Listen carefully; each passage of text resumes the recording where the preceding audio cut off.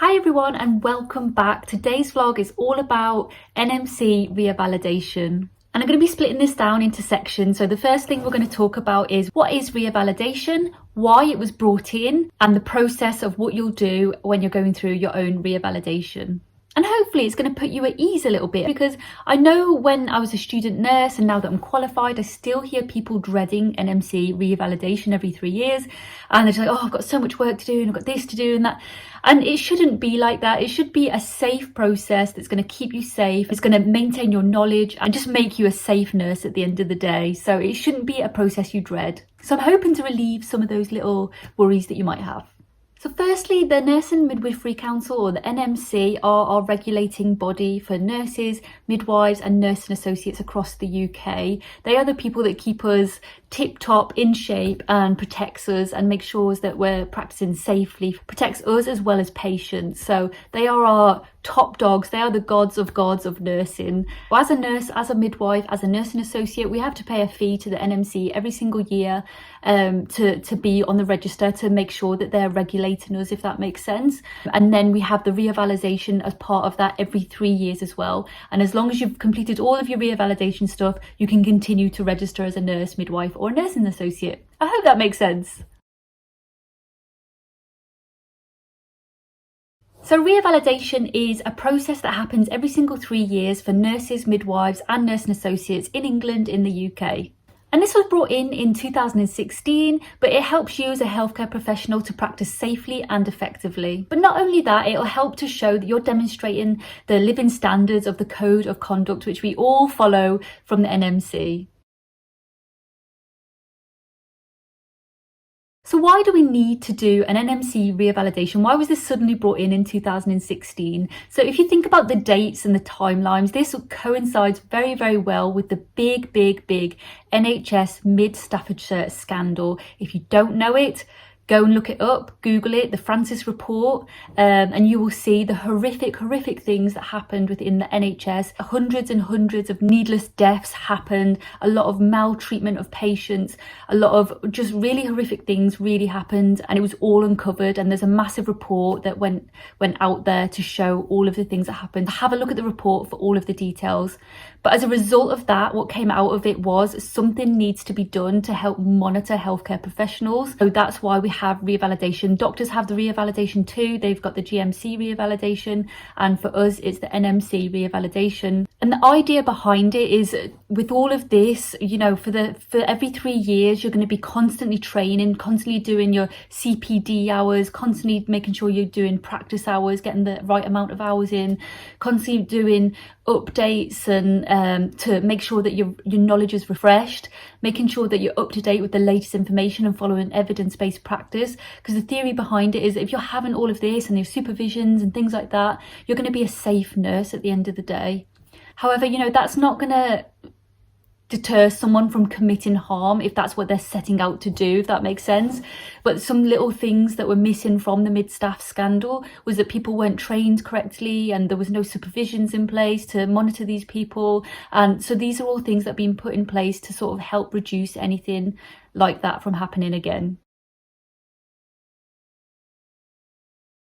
What do you have to do for your revalidation? The first thing you need to do is practice hours. So you have to physically be working as a nurse, midwife or a nursing associate in clinics or in a hospital setting, wherever you're going to be working. As long as you're doing clinical hours that count to 450 hours for over the 3 years, you've ticked that box. However, if you are dual trained nurse, so if you are mental health and adult nurse, you have to make up 900 practice hours. So it's double the load, unfortunately, but that's just the way it is.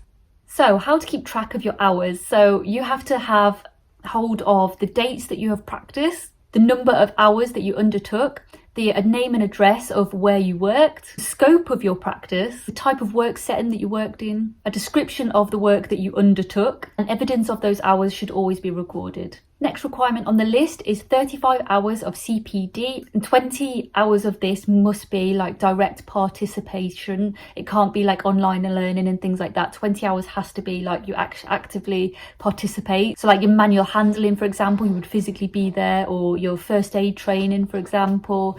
And you need to maintain an accurate log of that. So you have to write down your CPD method. So what method did you use? Was it online learning? Was it self-directed? Was it lecturing? Was it online course? Those sort of things. A brief description of the topic that you were learning and how it influences your practice. The dates of the CPD, of course. Number of hours that each one took. So one might be 1 hour, one might be a whole day, 7-hour session.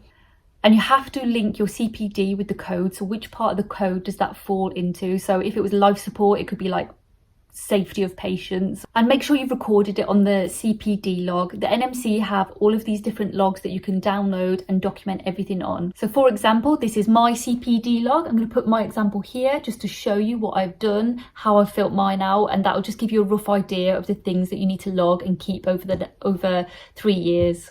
Then you need to complete 5 pieces of reflective feedback. So say you had a patient and it went really awful, or something happened and they got sepsis maybe or something. I'm just using an example. You would just write a little reflection piece, how that could have improved, anything that you could have done differently.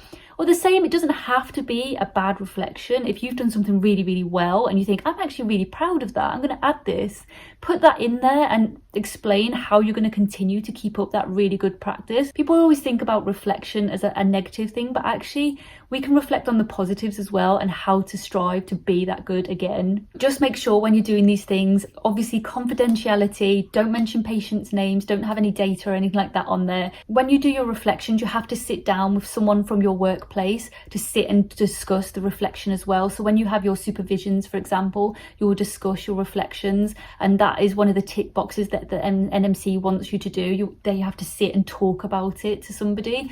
And I think that's a really good way, because we all do it anyway. We sort of debrief at the end of a day sometimes, and we go to our colleagues and say, oh, I really had this tricky thing, and you're doing it all the time. It's just putting it into words. So you will have your 5 written accounts. So these will be from a CPD activity maybe, it's going to be from feedback or an event that happened, something positive that happened, how it's relevant to the code again, and what significance to that and your practice. And NMC again have a reflective form that you can use as well. I'm going to put it here so you can see the layout and what it looks like.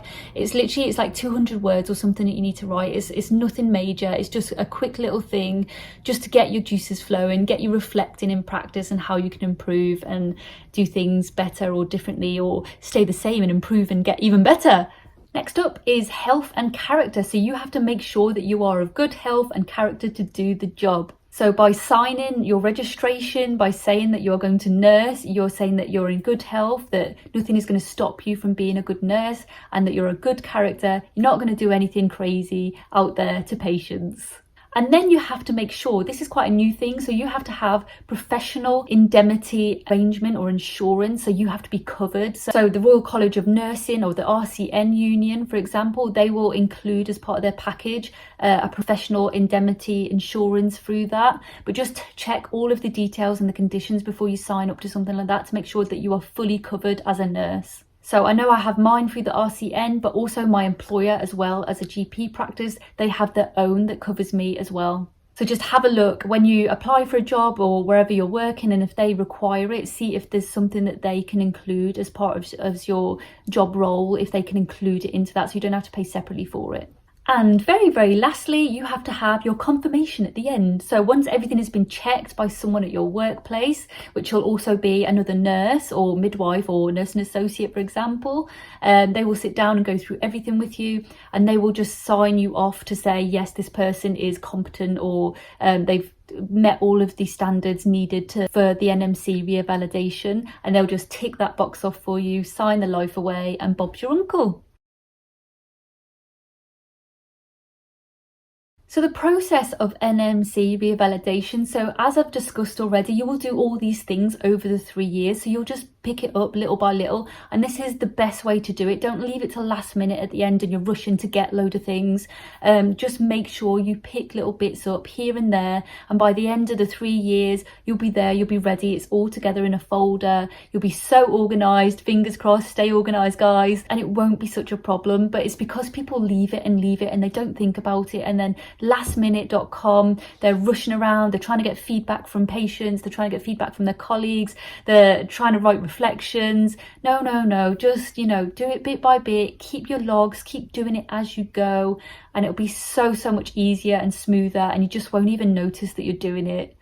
And towards the end of the 3 years, so at least 60 days before your revalidation is due, the NMC will send you an email to remind you to say it's going to be due in this amount of time. So make sure you've got everything together. They'll send you a checklist to make sure you've done everything. And that'll be your process to start thinking, okay, I need to start getting on the ball with this now. And then once you've had that notification as well from the NMC, they will send you a link that you follow, and you will go online and you will apply for your revalidation online. And you have to submit all of the proof and documents and things to say that you are safe and you're healthy, and you've met all the requirements that needed to be signed off as competent and safe to practice still. And then you will just submit it all. And then once it's submitted, sometimes the NMC will select different people just at complete random to check over all of their revalidation stuff and make sure that everything is correct. That's completely normal. They do it at unis as well. You know, they do moderation and things like that just to make sure that all these standards are being met and nothing's been missed. That's